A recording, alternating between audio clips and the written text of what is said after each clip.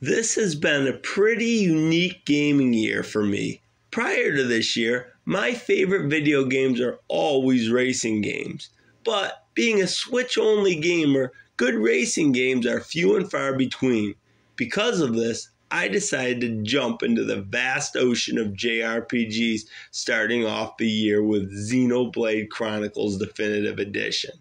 And now that the year is just about complete, I can say that Rune Factory 5 is my game of the year for 2022. And here are the top 5 reasons why. 1, 2, 3, 4.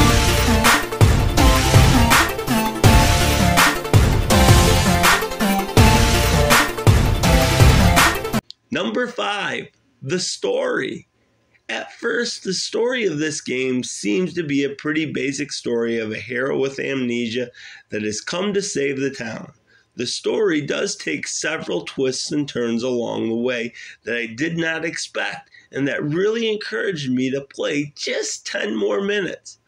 Getting to know each of the people in the village and becoming closer with them and being rewarded for improving my bond with them is very exciting. Number 4, the skill tree.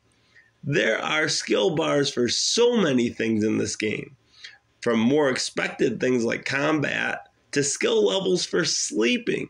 It just triggers something in your brain to be happy whenever you see that you level up, even if it's something like your skill level for bathing. All these different skill bars show how your character is truly unique to you and how you choose to play the game. For example, my character was overall level 94, but my forging skill was only level 11 because I didn't spend nearly any time doing it. Because of this, if I wanted higher level farming tools, I had to go out to mine ore to forge to upgrade my tools. But I couldn't use the gold ore until my forging skill was upgraded because it was going to take too much stamina. The whole loop is very engrossing. Number 3, the combat. While clearly not the main focus of the game, I must commend Marvelous with coming up with a deep and highly varied combat system. First, there's several weapon types, each with their own skill chart. There's hammers, swords, dual blades, magic rods, and you can even go barehanded and deal out some wrestling damage.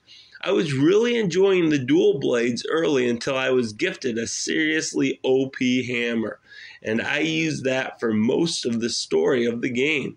It was so OP that I was one-hitting most of the enemies. You can also learn rune skills, combos, and charge skills to personalize the combat the way you like it. Number 2, the farming. Other than the Harvestella demo, I never played any sort of farming game.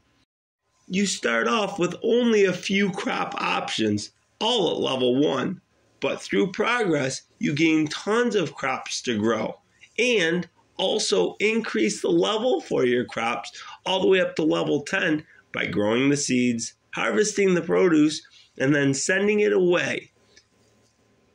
Also, you catch monsters, tame them, and befriend them, and then not only will they do most of your farm chores, but they will leave you items. Milk from the cows, eggs from the chickens, wool from the sheep, and more. Like with everything else in the game, the higher your friendship level with each tame monster, the higher the level of items that are dropped. And my number 1 reason why Rune Factory 5 is my game of the year for 2022 is the playtime. This game truly has so many systems that this game can probably be played for over 1,000 hours. I'm over 100 hours in, and there are so many things that I still want to do, from upgrading the general store to being able to grow a level 10 yam. I don't see any end in sight, and I always look forward to playing the game thanks to all the variety. I may spend one in-game day progressing the story. The next day, my corn might have finished growing, so I spend the next day harvesting, shipping, and planting a new crop. And then the next day, I might collect lumber and stone so I can upgrade the restaurant. And then the next day, maybe there's a festival. With all this said, the only other game that I could see beating Rune Factory 5 is Xenoblade Chronicles 3. But I just haven't played that yet because I was a little burnout on Xenoblade after sinking over 100 hours each in Xenoblade 1 and Xenoblade 2 this year. Have you played Rune Factory 5? Can you look past the ugly graphics and poor frame rate to see the gem that's hidden inside? At the previous Nintendo Direct, it was announced that not only Rune Factory 3 is being ported to the Switch, but the next Rune Factory game is in development.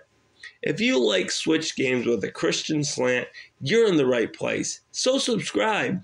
Click the link at the end to learn the top 5 things the Wii U does better than the Switch. Thanks for watching. You're a star. Your best days are ahead of you. God bless.